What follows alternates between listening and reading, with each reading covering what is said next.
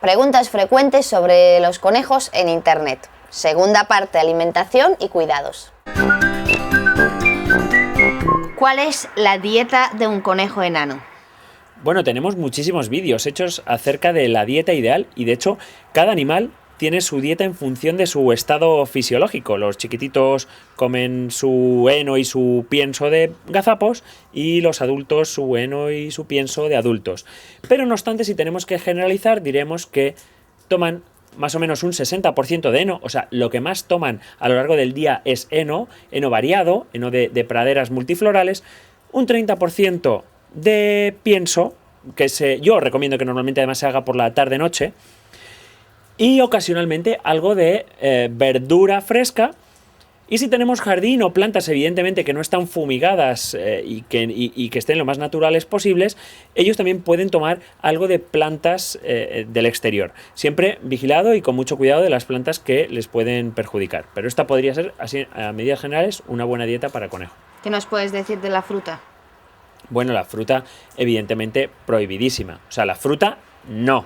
La fruta es muy rica en azúcar y los conejos, en particular los conejos, no deben tomar fruta. No os confundáis, pero las cobayas sí pueden tomar fruta y la necesitan, porque las cobayas necesitan un aporte de vitamina C muy importante, pero los conejos no. Los conejos no necesitan esa vitamina C y los conejos no deben tomar fruta. Pregunta muy frecuente. Mi conejo se come las cacas. ¿Por qué?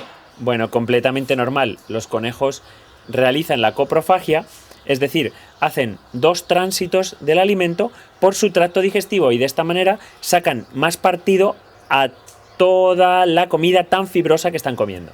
Nueva pregunta. Mi conejo se hace pipí por toda la casa y a veces me lo dispara a mí. ¿Qué hago? Bueno, yo creo que tiene claramente un problema con el celo del conejo.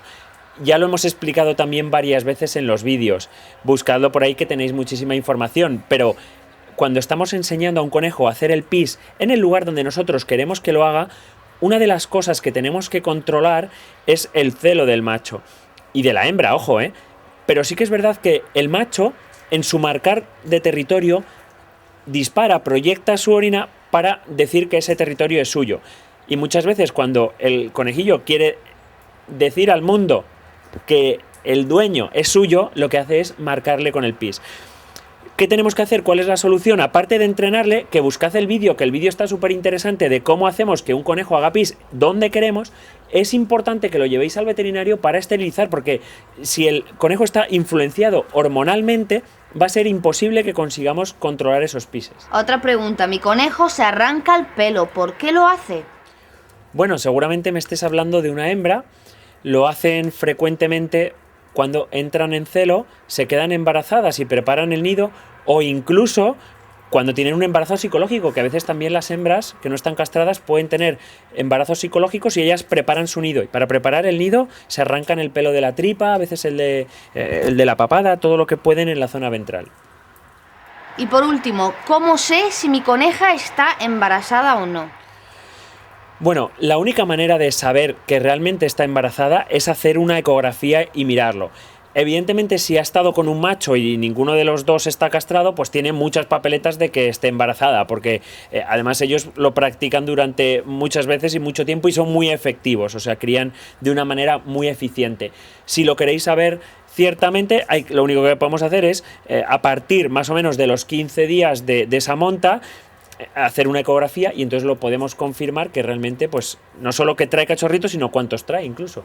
Ya todo esto dicho, también os queremos recalcar de que es muy importante tener en cuenta que ningún veterinario debe poner un diagnóstico o aún más ofrecer un tratamiento por una enfermedad o un problema que vosotros comentáis por internet. Esto no debe y no puede pasar realmente, porque un veterinario sin ver el animal no puede poner un diagnóstico.